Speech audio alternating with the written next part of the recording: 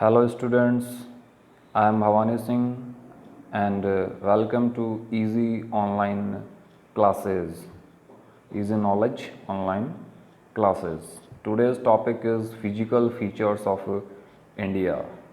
Last video में हमने discuss किया था फिज़िकल फीचर्स ऑफ इंडिया के दो फीचर्स के बारे में, first northern mountains and second plains of India.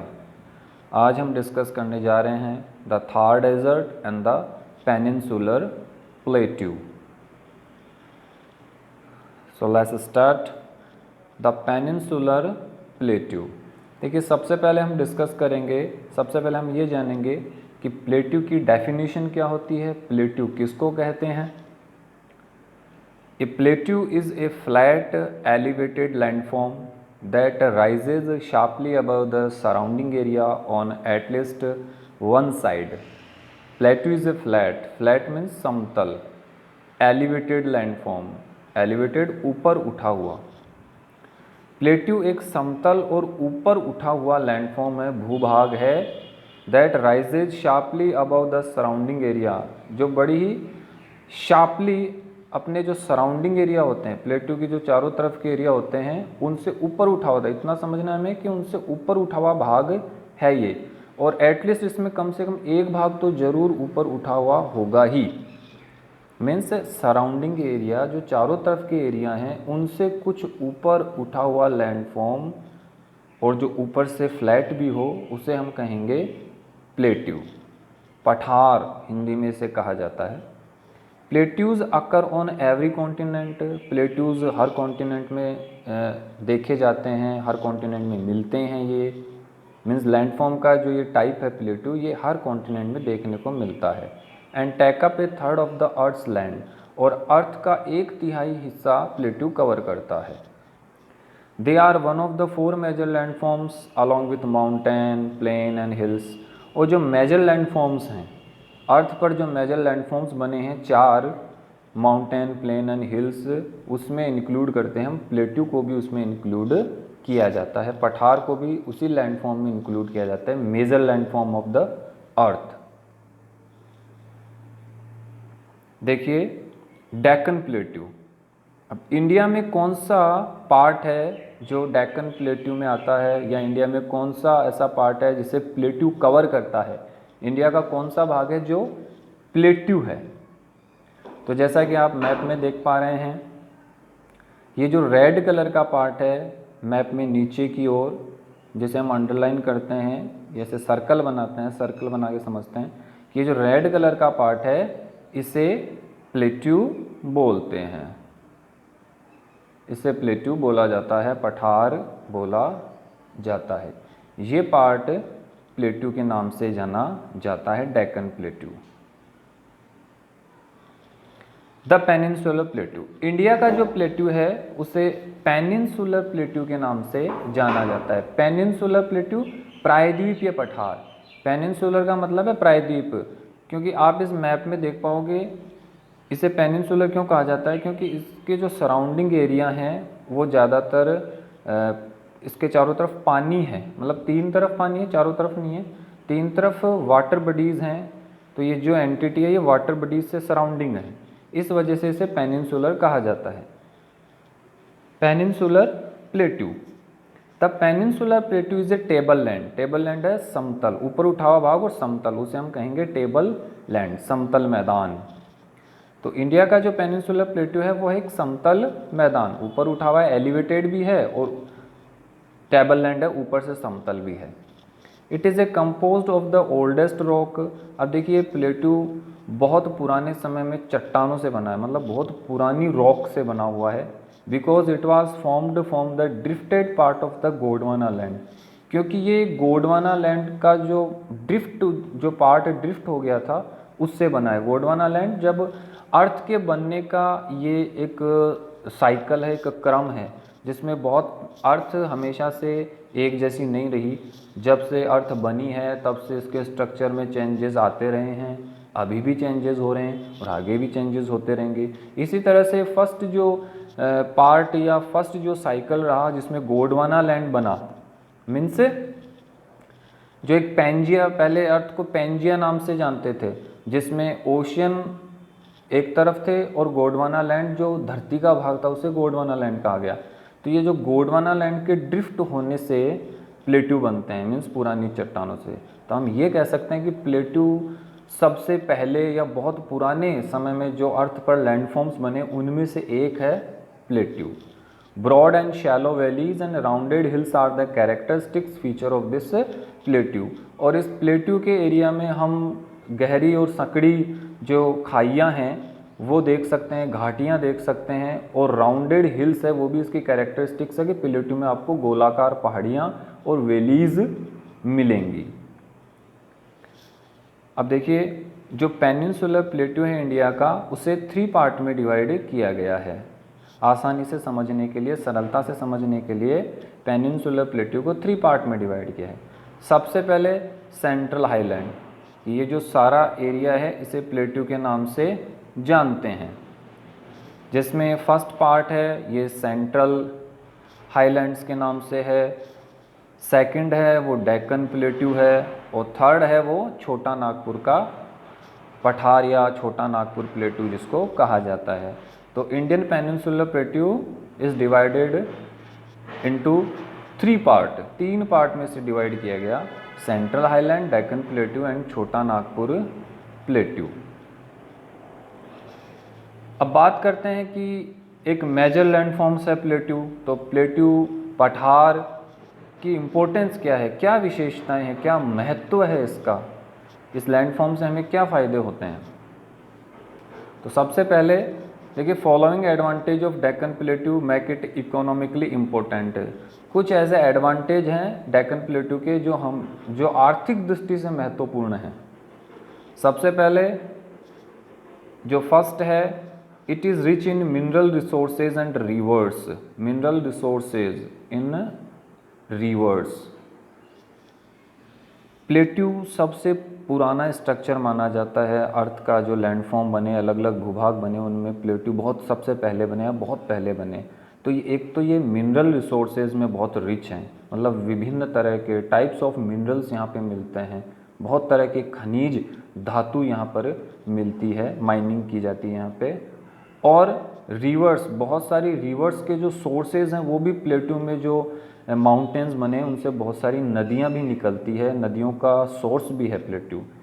तो फर्स्ट ये मिनरल रिसोर्सेज में रिच होते हैं और यहाँ से बहुत सारी नदियाँ निकलती है। Second, has waterfalls that help in generation of hydro electric power. अब बहुत सारी नदियाँ निकलती है तो उन पे खूब सारे वाटरफॉल्स भी बने हुए हैं, झरने भी बने हुए हैं, जहाँ पर हाइड्रो इलेक्ट्रिक प्लांट सेटअप किए गए हैं जिनसे बिजली, इलेक्ट्रिसिटी जनरेट की जाती है। तो बिजली बनाने के लिए, इलेक्ट्रिसिटी जनरेट करने के लिए भी प्लेट्यू के जो इलाके हैं वो आदर्श हैं, आइडियल हैं हाइड्रो इलेक्ट्रिक पावर के लिए। नेक्स्ट है, plateaus are suitable for the cultivation of cotton. अब देखिए, प्लेट्यू का जो इलाका होता है उसमें ज़्यादातर ब्लैक सोइल, काली मिट्टी होती है वो मिलती है ज़्यादातर प्लेट्यू के पार्ट में। तो इसलिए ये कॉटन जो कपास होता है, कपास की एग्रीकल्चर के लिए, कपास की खेती के लिए ये ज़मीन इम्पोर्टेंट बन जाती है। तो ये सूटेबल है पूरी तरह से कपास की खेती के लिए इलाका, मीन्स यहाँ पर कपास का प्रोडक्शन बहुत ज़्यादा होता है। Next, has dense forest which are the home of many wild animals. Has dense forest. अब प्लेट्यूज हैं, बहुत सारी रिवर्स हैं, अच्छा रेनफॉल होता है, बारिश भी अच्छी होती है, यहाँ की जो सोइल है वो भी फर्टाइल है, उपजाऊ है, तो इस वजह से यहाँ पे घने जंगल देखने को मिलते हैं। बहुत सारे डेंस फॉरेस्ट, घने जंगल बने हैं, और जो किसका घर है, मैनी वाइल्ड एनिमल्स, बहुत सारे जंगली जीवों का घर है। तो इस वजह से टूरिज्म को भी बढ़ावा मिलता है, इकोनॉमी को बढ़ावा मिलता है। नेक्स्ट, तो इस तरह से ये प्लेट्यू के कुछ फ़ायदे हैं, इम्पोर्टेंस हैं। नेक्स्ट हमारा फिजिकल फीचर है Thar desert. The Thar desert, सबसे पहले हम मैप में जानेंगे कि थार डेजर्ट एग्जैक्ट बना कहाँ है। तो आप जैसा मैप में देख पा रहे हैं कि इंडिया का जो ये रेड कलर का पार्ट है ये थार डेजर्ट है। वैसे तो देखिए ये थार डेजर्ट इंडिया के राजस्थान का जो पार्ट है इतना उसे कवर करता है। उसके अलावा आगे आप वेस्टर्न बाउंड्री पे देखोगे, मीन्स वेस्ट मैप में ये वेस्ट है, ऊपर की ओर हमेशा नॉर्थ होता है, उसके जस्ट अपोजिट साउथ होता है, और इधर ये ईस्ट, तो वेस्ट, और ईस्ट के जस्ट अपोजिट वेस्ट। तो नॉर्थ वेस्ट में थार डेजर्ट बना है। तो इंडिया का ये जो पार्ट है, मीन्स कह सकते हैं हम राजस्थान का तो जो 61% पार्ट है वो थार डेजर्ट ही कवर करता है। 61% पार्ट इंडिया राजस्थान का थार डेजर्ट कवर करता है। तो राजस्थान का ये वाला पार्ट, और उसके अलावा जो नॉर्थ वेस्टर्न बॉर्डर है हमारे पाकिस्तान का, तो पाकिस्तान के जो पंजाब और सिंध के जो एरिया हैं वो भी थार डेजर्ट में आते हैं। तो इस तरह से ये मैप में थार डेजर्ट बना हुआ है। राजस्थान का अप्रोक्स 61% एरिया कवर करता है, और फिर आगे ये स्ट्रेच हो जाता है, चला जाता है पाकिस्तान के जो पंजाब और सिंध स्टेट हैं, प्रांत हैं, वहाँ तक। तो इस तरह से ये मैप में थार डेजर्ट बना हुआ है। द इंडियन डेजर्ट, अब हम इंडियन डेजर्ट की बात करेंगे कि जो थार डेजर्ट का पार्ट इंडिया में है उसे हम इंडियन डेजर्ट बोलेंगे। तो ये मैप में आप देख सकते हो ये इंडियन डेजर्ट है, ये वाला। The great Indian desert also known as the Thar desert, कि भारत का महान मरुस्थल जिसे थार डेजर्ट, थार मरुस्थल के नाम से जाना जाता है, is a large arid region in the north western part of the Indian सब कॉन्टिनेंट। तो ये एक बहुत बड़ा एरिड होता है, सूखा, बहुत बड़ा सूखा इलाका है, और जो इंडियन सब कॉन्टिनेंट के नॉर्थ वेस्टर्न पार्ट में आता है, नॉर्थ और ये वेस्टर्न, तो इन दोनों के बीच में है ये, इसलिए इसे नॉर्थ वेस्टर्न पार्ट में माना जाता है कि इंडिया के नॉर्थ वेस्टर्न पार्ट में आता है। तो एक बड़ी एंटिटी भी है, और एरिड मीन्स सूखा है, क्योंकि ये हॉट डेजर्ट है, गर्म मरुस्थल है। With an area of more than 20,000 square kilometre, और इसका एरिया लगभग 20,000 स्क्वायर किलोमीटर में ये थार डेजर्ट फैला हुआ है। It is the world's 9th largest sub tropical desert, और ये वर्ल्ड का 9th largest sub tropical desert माना जाता है, उप उष्ण डेजर्ट माना जाता है 9 नंबर पे, मीन्स 9वां सबसे बड़ा उपोष्ण जो मरुस्थल है ये।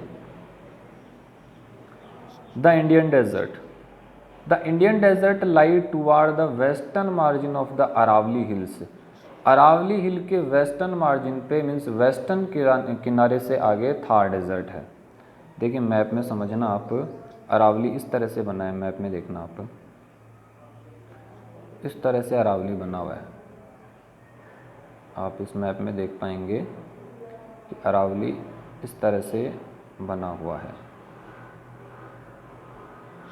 तो अरावली की जस्ट वेस्टर्न पार्ट से ये थार डेजर्ट इस साइड में स्टार्ट होता है, वेस्ट साइड में।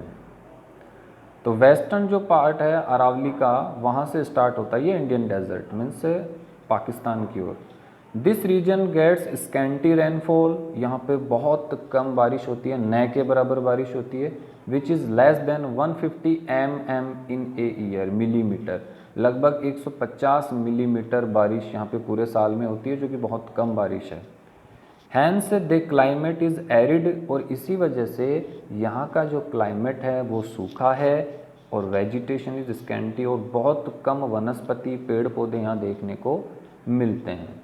Luni is the only large river, एकमात्र बड़ी नदी है लूणी इस इलाके में, थार डेजर्ट में।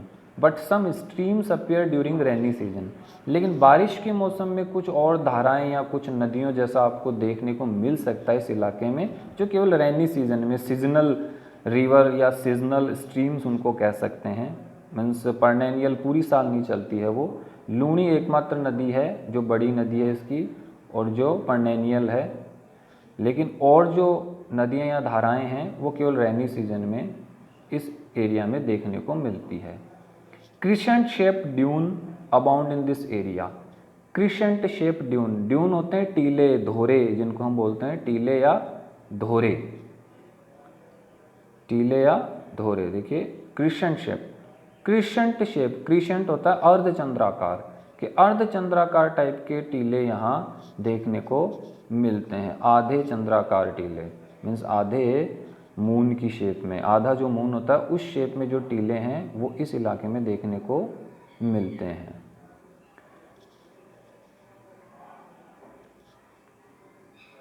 ओके, आज का टॉपिक आपका यहीं समाप्त होता है।